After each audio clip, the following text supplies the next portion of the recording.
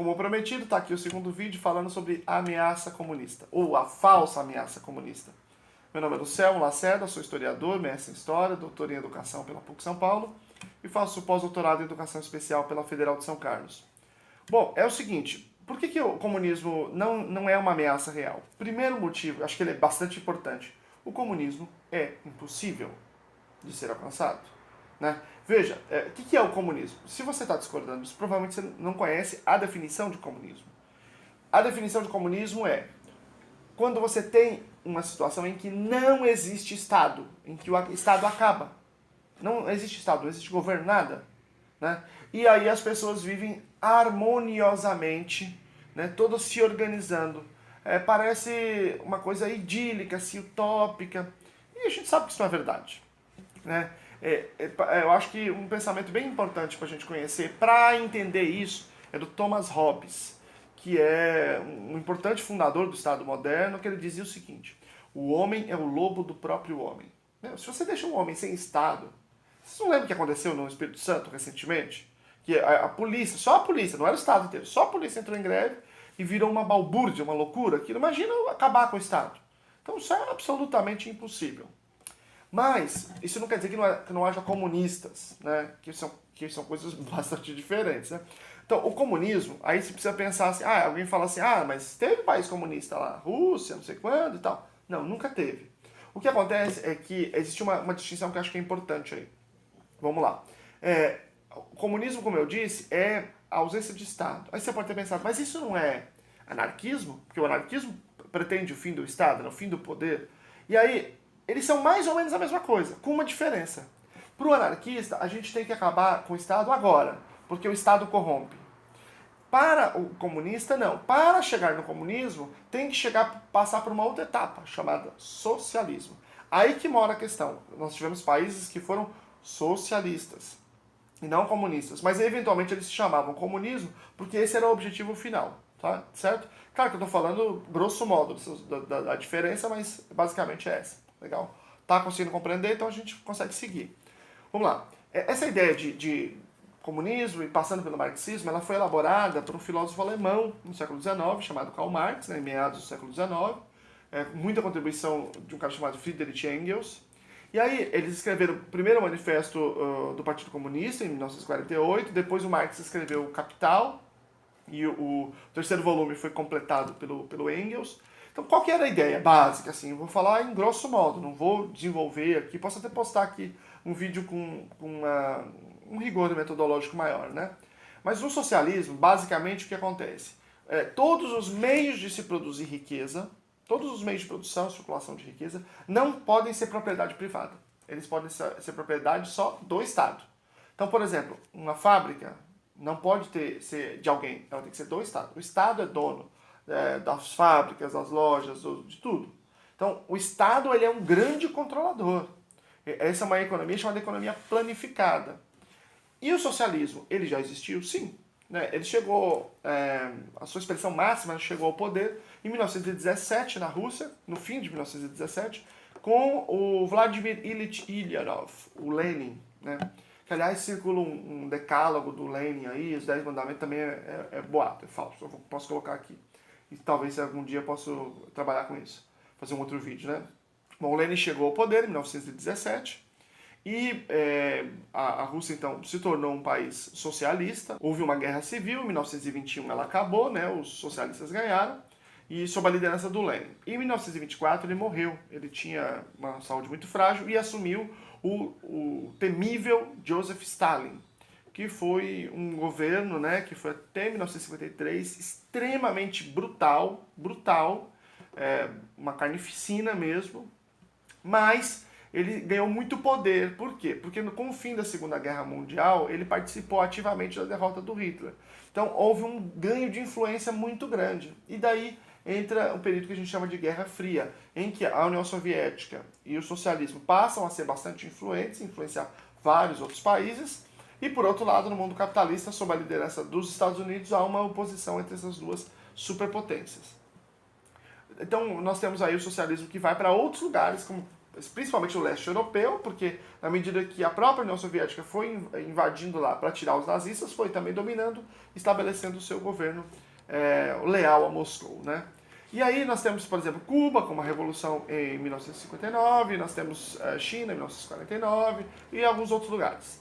E aí o que acontece? Esses países, portanto, se tornam socialistas. Portanto, a economia, né, os meios de produção de riqueza passam a ser controlados pelo Estado. Ocorre que, em 9 de novembro de 89, caiu o Muro de Berlim. A Alemanha tinha sido dividida em duas, a Alemanha Oriental e Ocidental. E a Alemanha Oriental, socialista, ruiu, entrou em colapso, enfim. E aí as pessoas derrubaram o muro e voltou a ser uma Alemanha só, capitalista. Isso aí foi o símbolo da derrocada socialista.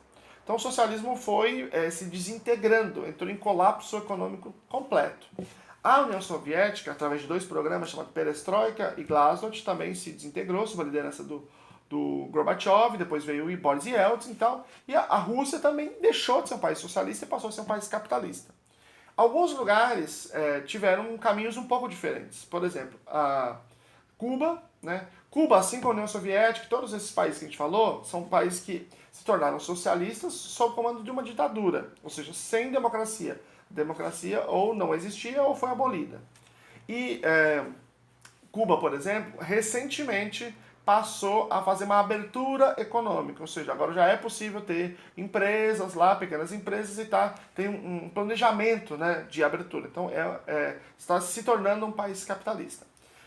A Coreia do Norte se fechou completamente, então é um país ditatorial extremamente miserável, muito, muito, muito miserável, e isso decorre de uma série de coisas, né? Mas também porque ela é completamente isolada do mundo. E a China fez um caminho muito curioso, porque ela mantém uma ditadura, né?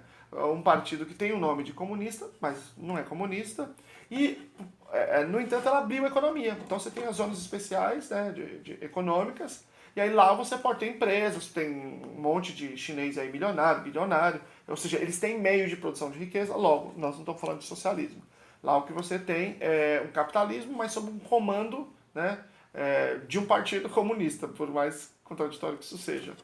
Então, acho que tem várias coisas aí que a gente precisa pensar. Então, tem várias coisas aí que a gente precisa pensar. A primeira é que o nome dos partidos, eles se mantiveram por uma força histórica, né? Não exatamente por causa do programa. Se você lê o programa, você vê que não é aquilo que está. Né? Então, o nome não necessariamente coincide com o que o partido defende ou com o que ele está propondo aí. A gente precisa, então, dar uma olhada nessa questão do nome dos partidos e não levar isso tão a sério. Né? Veja, por exemplo, todos os partidos que tem no Brasil. O PSL, que é um partido que tem liberal no nome, do ponto de vista dos costumes, não é liberal. É o partido do Bolsonaro. O Partido Socialista, PSB, não tem nada de socialista no seu programa. E assim por diante. Quer dizer, as coisas vão se moldando. Né? E aí elas vão tendo um valor muito mais estético do que realmente do que se está propondo. Né? Então vamos lá. Por que é impossível o socialismo no Brasil? Por que não faz sentido a gente pensar nisso? Embora, em tese, ele não seja impossível de ser aplicado no mundo, em alguma circunstância. Né? Apesar de ter dado todos esses problemas e ser um modelo que é um modelo de fracasso, mas é possível instalar, embora ele não seja bem sucedido depois de instalado. Bom, em primeiro lugar, vamos lá. No Brasil, a lei diz que a propriedade privada é um direito fundamental. Ou seja, a propriedade privada está garantida pela Constituição, pelo nível máximo da nossa legislação. E a legislação tem os seus guardiões. Então nós temos o Supremo Tribunal Federal, que não permitiria, por exemplo, que qualquer lei que violasse o direito à propriedade fosse promulgada, né, valesse no país. E nós temos principalmente um outro órgão para garantir isso. Porque, veja, digamos assim, se eu falasse, não, vai valer, eu vou desacatar o STF, e a gente vai fazer uma lei aqui e vai acabar com a propriedade. Quem é que garante a ordem? Quem garante a ordem são as Forças Armadas. Então, você imagina que as Forças Armadas são comunistas? Não, óbvio que não são socialistas, são nada disso. Né? Elas devem ser as garantidoras da ordem. Portanto, jamais um negócio desse poderia passar. Só poderia passar em duas situações. Ou se as Forças Armadas fossem socialistas, ou se elas fossem incapazes de garantir a ordem. Né? Ela fosse Imagina, quem é que iria se contrapor? Os socialistas. Porque as pessoas falam assim, ah, não tem socialismo, porque eu conheço pessoas que são. Sim, mas um estudante de ciências humanas, com as miçangas, sabe, com os barbas para fazer, é esse pessoal que vai enfrentar as Forças Armadas. Quer dizer, não faz nenhum sentido isso. Então, a Constituição veda o socialismo, tudo bem? Então, se veda, acabou, porque nós temos as Forças Armadas. A não ser, quando a Constituição manda, de maneira peremptória, você tem as Forças Armadas para garantir. O único problema é se as próprias Forças Armadas é que estivessem dispostas a descumpri-la. Aí ainda seria um problema porque não teríamos um outro poder para fazer essa contraposição, certo? A segunda questão, que é muito importante, também bastante relevante, é o cenário internacional. Antigamente, o cenário internacional ele era muito precário, então cada país meio que se virava, né? Embora houvesse trocas, mas não havia um cenário de regulação muito complexo, né? Hoje ninguém sobrevive sozinho, né? Não é possível fazer isso. E é por isso que tem tanta fome na Coreia do Norte, que está completamente isolada, né? As pessoas passando todas aquelas necessidades. Porque o sistema hoje econômico ele é global, ele é integrado. Então você faz, nós vendemos suco de laranja para os Estados Unidos, vendemos café, vendemos soja para a China, vendemos para um monte de gente. E precisamos desse sistema global. Então, um tipo de violação dessa magnitude de direitos fundamentais como o direito à propriedade não conseguiria se sustentar no nível internacional, por exemplo, perante a ONU, por exemplo, perante os Estados Unidos. São essas duas grandes forças que têm, digamos assim, o poder de legitimação, e nenhuma delas legitimaria esse tipo de coisa. Terceiro, ninguém que seja significativo. Veja, é claro que tem lá o PCO, tem lá o PSTU, mas eles não têm relevância eleitoral. Ninguém que seja significativo está propondo socialismo. Eventualmente essa palavra pode aparecer em alguns contextos, mas não no seu sentido econômico, no seu sentido conceitual que eu estou colocando aqui. Por exemplo, uma pesquisa recente mostrou que a maior parte dos brasileiros, mais de 50%, são a favor do socialismo. Mas você acha que essas pessoas são a favor do governo pegar todos os meios de produção de riqueza e ninguém mais poder ter propriedade privada? Claro que não.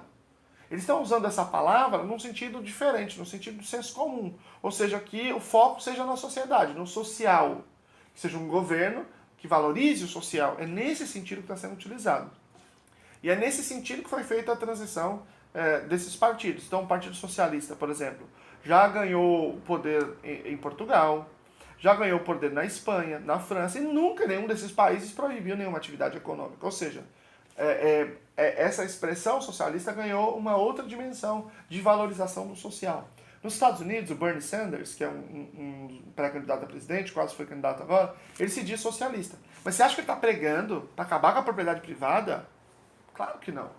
Então veja, eu acho que também essa utilização desse vocabulário é uma coisa que traz confusão. Porque nem todo mundo tem uma densidade conceitual, compreende o que é o conceito, né? Quais são os caminhos para aplicar esse tipo de coisa. Você imagina um caminho para que todo mundo deixe de ser dono das suas empresas e tudo passa a ser propriedade do governo. Você imagina um caminho para isso no Brasil? Isso não tem como ser aplicável. Não é aplicável isso no país. Imagina como a população reagiria a isso. Então, como as Forças Armadas, com todas as forças estabelecidas, reagiriam a isso. Então, isso está completamente fora, né? Agora, essa dificuldade, essa confusão conceitual é alimentada por interesses, por discursos que as pessoas querem fazer. E é importante a gente fazer um trabalho de esclarecimento. Agora veja, presta atenção. Se você não ia votar em algum candidato porque ele representava o comunismo, qualquer que sejam os candidatos que você esteja escolhendo aí, não fique preocupado. Você não precisa votar nele por causa disso, porque tem um monte de outros problemas entre os candidatos que estão disputando a eleição. Quer dizer, não tem nenhum candidato ótimo, mas todos os candidatos são muito problemáticos. Então, você pode votar por causa de um monte de outros problemas. Você só não pode votar enganado por uma coisa que não é real. Só isso que eu quero contribuir aqui com vocês, tá bom? Um abraço.